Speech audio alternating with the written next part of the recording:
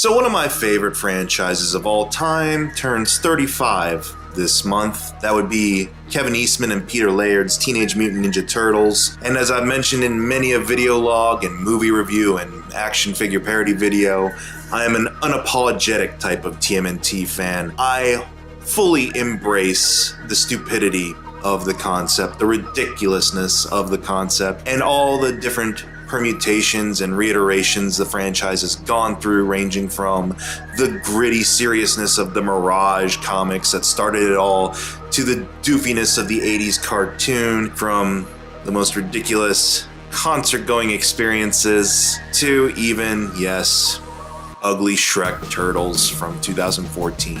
In the time I've spent enjoying the Ninja Turtles and their wacky universe, I have accumulated a couple of favorite moments. So that's what I'm here to share with you today, are my personal top 10 favorite TMNT moments throughout the entire franchise. Feel free to let me know what some of your favorite TMNT moments are from comics, TV shows, movies. Let's kick things off here with an honorable mention, being able to beat Super Shredder in TMNT 4 Turtles in Time on the SNES.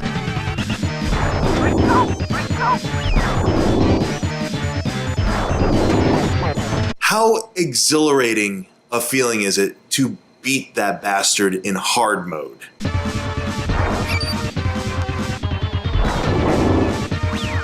Because he's kind of relentless.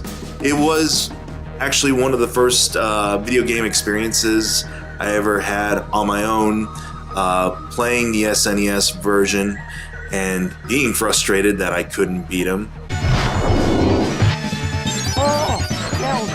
And then finally just one lucky hit, and I sent him catapulting down the ravine and returned Statue of Liberty safely to her pedestal, and a great MIDI version of Pizza Power plays in the background over the credits.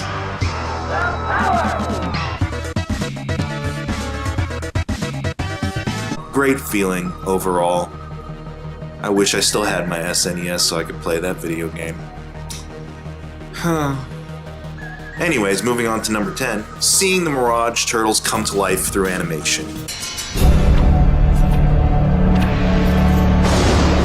Source Dimension?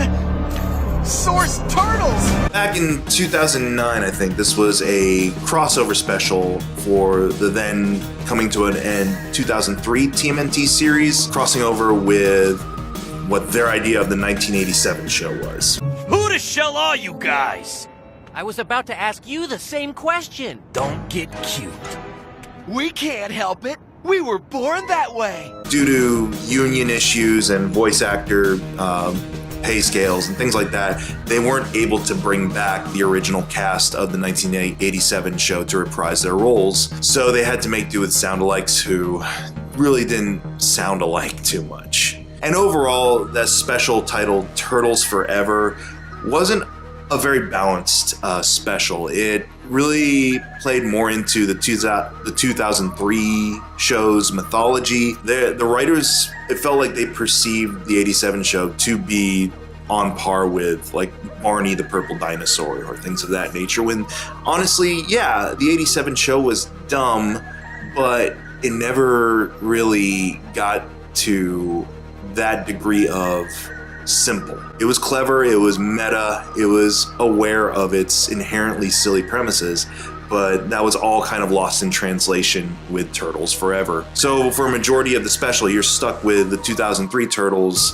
kind of playing straight man to all the shenanigans of these trounced up 87 Turtles who are all just the same idiot. Utram Shredder? Sounds Swedish.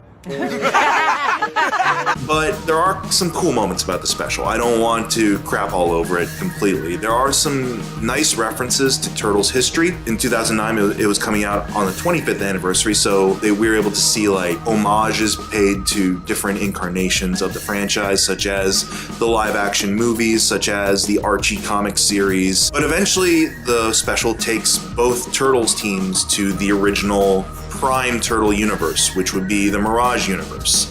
And it's there that we're given a glimpse of the Mirage Turtles in full black and white glory. I I strike two on my way down. Raph loves this stuff. Why is he narrating? Is he crazy? And this is by far my favorite part of the special because as I got into the franchise, certainly the 87 cartoon was my gateway into Ninja Turtles, but I immediately kind of fell in love with the Mirage iteration of the characters. And going back to read the original comics and the original run of Eastman and Laird stories, to see them be brought to life and to kind of hear their voices portrayed pretty accurately what I imagined for the more gritty, grizzled Turtles, it was certainly something worth witnessing. And I'm glad we were able to get it, even though it was surrounded by a fairly lackluster and, let's say, mean-spirited type of special. To get Mirage Turtles brought to life through animation is one of my favorite TMNT memories. Number 9, Trans-Dimensional Turtles. Now, a couple years go by, and Nickelodeon gets all rights to the franchise and revitalizes it with a brand new cartoon that is a little bit more balanced when it comes to its action, humor, heart, and more so respect for previous Turtles franchises overall. TMNT 2012 was a very nice blend of the 87 show's sensibilities of wackiness and just packing in as many weird mutants and ideas as possible. It was able to very much call back to events from the 90s live action movies, or even just pull imagery straight out of the original Eastman and Laird comics. And in the 4th season, they do the Turtles Forever type of story again, except this time it's far more faithful to what the 87 show was, far more fair to giving both iterations of the Turtles proper characterization, proper representation, and not portraying one as superior to the other. It was a thoroughly enjoyable team-up. Yes! We're back in New York City! Dudes, look at us. We're like more solid or something. What's going on, Donatello? It has the theme of dimension hopping. They do briefly visit the Prime Turtle universe again, except this time it's played off more as a comic book, which was kind of cool to just see the Eastman and Laird Turtles back, just as moving like comic book cutouts, but also to have the original voice cast, to hear Rob Paulson and to hear Cam Clark or Townsend Coleman or Barry Gordon back as the original Turtles from the cartoon was a delight. Well, we came from a two-dimensional reality into a third dimension. It's like science fiction. Hey guys, now that we're in a new dimension... Pizza time! Far out! And, you know, I mentioned this once in a podcast, like sometimes with voice actors, you can sort of tell if they've aged a little bit. I could not get any indication of that in this episode. They sounded as lively and as invigorated and invested in their character as they were back in 87.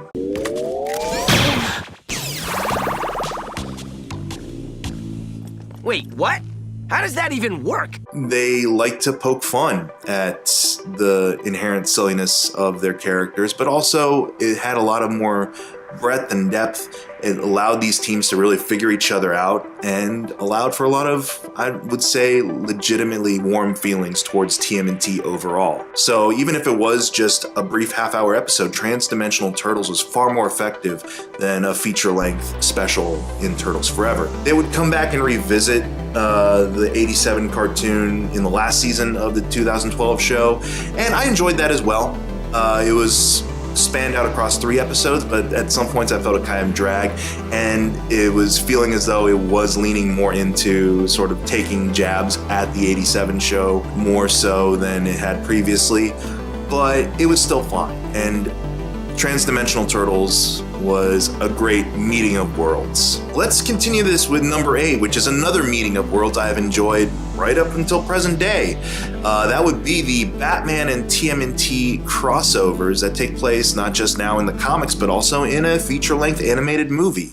This was one of my big fantasy team-ups growing up. How cool would it be to have my favorite team of superheroes Meet my all-time favorite superhero. They use the IDW version of the Turtles as sort of a baseline for the crossover, and the New 52 version of Batman. And these two franchises kind of colliding actually gels a lot better than you would think. And it's not just like, oh, let's meet up, let's fight some bad guys. There's actual character growth that takes place throughout all the different arcs. So far, there are currently 3 different Batman TMNT crossovers, and each of them has a different kind of thematic element that they really play with and explore. To have Batman garner some respect for the Turtles, not just because that they are disciplined in the same sort of martial arts that he was disciplined in, but also because they kind of represent a sense of family that he has been striving for perhaps his entire life. If you're a fan of either franchise or both franchises, they are a must-have or a must-read or a must-watch at this point. So have at it. Justice in a Half Shell. Bat Power. Take him down. We need answers. You're welcome to try. Think fast. He thought too fast. Number 7 is from the 2007 computer-generated TMNT movie, which on its own is not the strongest TMNT movie. The gold standard for me is, and always has been, the 1990 movie, the first one. But it serves as sort of a decent enough semi-sequel to that universe. It is fine with its characterization of the Turtles themselves. The overall plot of them fighting ancient Aztec statues is kind of lackluster, and you were kind of hoping for just sort of a reunion with the Foot Clan, a more proper Foot Clan reunion or Shredder reunion. But the highlight for the film, which became an overall TMNT highlight for me, was the battle between Leonardo and Raphael. Don't do this, Raph. I'm done taking orders.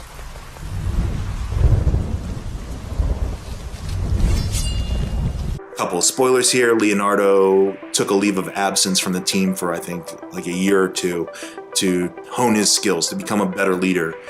And in his absence, the family kind of grew apart. Raphael became even more ruthless and distant and took on a vigilante persona, which Leonardo disapproves of, and this is a culmination of their tension and friction as brothers. It is a well-shot, well-animated fight scene. Choreography is just beautiful. It takes place in the grim, dark, Eastman Laird-ish grit of New York City, but with a little bit of neon thrown into the mix. The voice acting is really superb. You got James Arnold Taylor as Leonardo and Nolan North as Raphael, and they're putting a lot of effort into conveying the harsh reality of these brothers that have grown apart.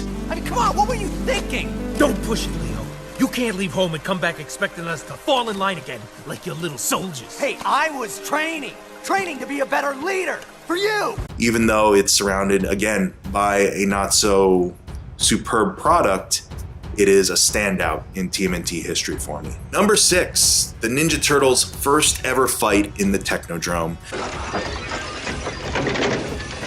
You think they want to mix it up with us? If they do, I don't like the odds. And while I appreciate many different episodes spanning the course of the series, I always will come back to those first 5 episodes that served as the pilot of the series. That first season of just 5 episodes is really kind of great at balancing the silly tone and the seriousness and introducing newcomers to the world of Turtles. And this first fight in the Technodrome, you see the team at its finest. All the personalities are clearly on display, and to hear my favorite turtle, Leonardo, dish out strategy and orders. You and Raphael cut around to either side. Donatello, try to get to their rear. And what will you do, Leonardo? Well, somebody's got to take the middle. Attack! I will say that the animation for this particular series was never finer than it was in this first season. You could definitely feel the pinch of the budget in later seasons, and the quality of animation would fluctuate all over the place throughout the show's run. But here in especially this episode, the animation is solid for an 80s cartoon. And to hear that rockin' TMNT anthem playing throughout the battle just gets your blood flowing and gets you like really pumped up about these heroes in a half shell.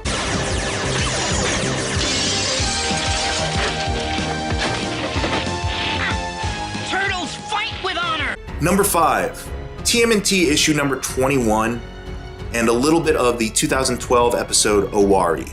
This is the Leonardo versus Shredder fight. Now, depending on what iteration of the franchise you follow, odds are there's going to be placed emphasis on the tension between Leonardo and the Shredder. In the original run of Eastman and Layard's stories, Leonardo is the first one to actually kind of get his ass handed to him by the Foot Clan and by the Shredder himself. He has something of a vendetta going in that particular run, and that's what comes to a head in number 21 of the original TMNT comic, where they return to New York after being exiled, after being defeated by the Foot Clan. While his brothers are off dealing with other remnants of the Foot Clan, Leonardo is forced to confront a resurrected Shredder. Spoilers again, in the first issue of Teenage Mutant Ninja Turtles, they kill the Shredder, but he is resurrected later on through the magic of mystical zombie worms. I know, but Turtles, overall, silly premises.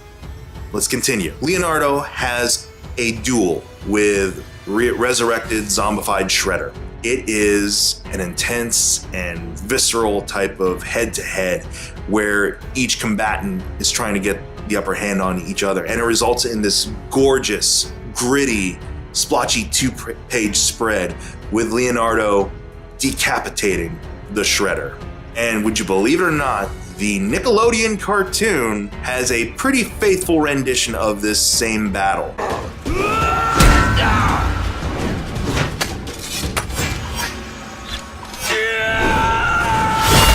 It is equally as kind of gut-wrenching, equally as kind of like you can feel the blows, and you just can tell that these two characters have it out for each other. They want to do each other in like nobody's business. At one point, they did have the still frame of Leonardo slicing the Shredder's head off in the show. You see a brief little like glimpse of it. Either iteration of this battle is just as investing, especially for me being the Leonardo fan. Number 4, the River storyline. This is actually from a 3-issue run. After Shredder's defeated yet again, different writers come onto the book and do different things with the Turtles. In this particular storyline, they return to their Northampton homestead where they had retreated to previously when they were in exile, and are like taking some time off. The Turtles are lounging around in the river, hanging out, and one of the Turtles, Raphael, is attacked by a mutant leech. Well, the leech sucks a little bit of Raphael's blood and begins to mutate because there's mutagen in Raphael's blood.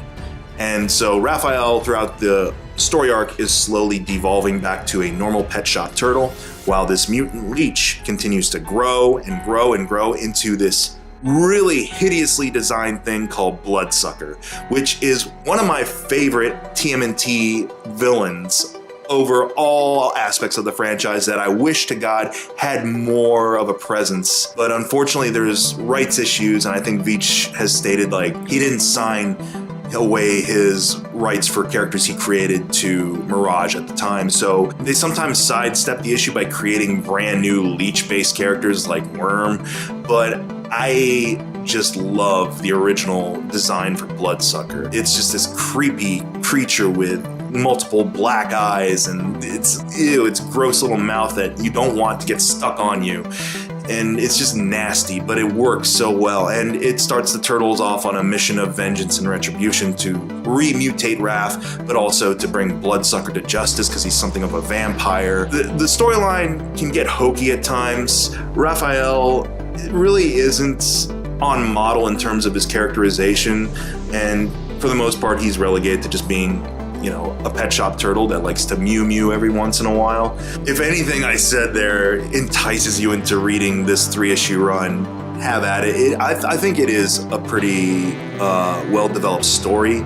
It establishes like this really strong brotherly bond between the team more than it has in the past, and that, you know, they legitimately care for each other since they're going off on this mission to help their brother. It's got great artwork, some pretty gross and disturbing concepts in the character of Bloodsucker, but overall is just a fun little non-Foot Clan related ride for the team. Number 3, the 1990 movie's Shredder fight. Any thoughts? I've only got one thought. This guy knows where Splinter is. This was everything I'd hoped to see on a big screen when I first read Teenage Mutant Ninja Turtles #1. It is not playing too much into silly territory when the Turtles finally confront the Shredder at the end of the movie. They got away with a lot in this first movie, more so than they would in the subsequent sequels. The Turtles actually use their weapons. It's close quarters fighting. The animatronics on the costumes are great, and throughout the battle you see these, you know, these faces of pure anger and wrath on the Turtles against this calm and collected Shredder who, granted, yeah, is dressed up in a glitzy, like, pink number, but damn, he's badass. Damn, he is cruel. And damn him, he got my favorite turtle to become flustered. Ah, the rat. Huh? So it has a name. It had a name. You lie! Do I? I killed your dad, rat. Come at me. Still gives me goosebumps to this day. And it is, again, leaning more into the grisly type of grit that Eastman and Laird sought to have in the original fight. Number 2, the original Foot Clan fight from Teenage Mutant Ninja Turtles #1. Just on an art standpoint, this kind of enthralled me because at the time I was wanting to, you know, get more involved in like graphic arts and character and cartoon design and things like that. And seeing these full page spreads of Eastman and Laird's pencil and ink work pop to life, even if they aren't the most, let's say, you know, versatile or cinematic type of visuals, it still echoed everything I had loved about this run of comics starting into that first issue. The grit, the unapologetic kind of griminess of everything, the fierceness in the look of the Turtles and the Shredder and the Foot Clan. That is sometimes the first visual that comes to mind, is that rooftop fight between the OG Mirage Turtles and the Shredder and his Foot Clan. And finally, my all-time favorite TMNT moment in the entirety of the franchise. I have to go back to 1990's movie with the campfire scene.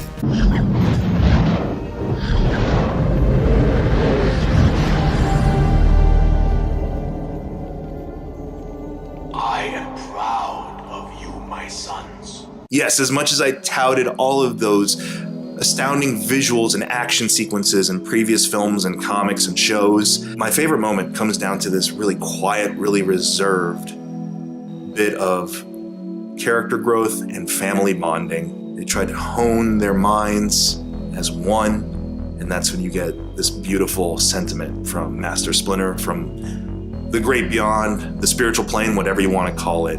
Together, there is nothing your four minds cannot accomplish. I love you all, my sons. It's a really kind of warm and epic and resounding bit of storytelling going on here, with just one character really saying anything, but everything else is so conveyed, even in the way the actors are portraying how the Turtles sit and meditate and how they respond to this message from the beyond.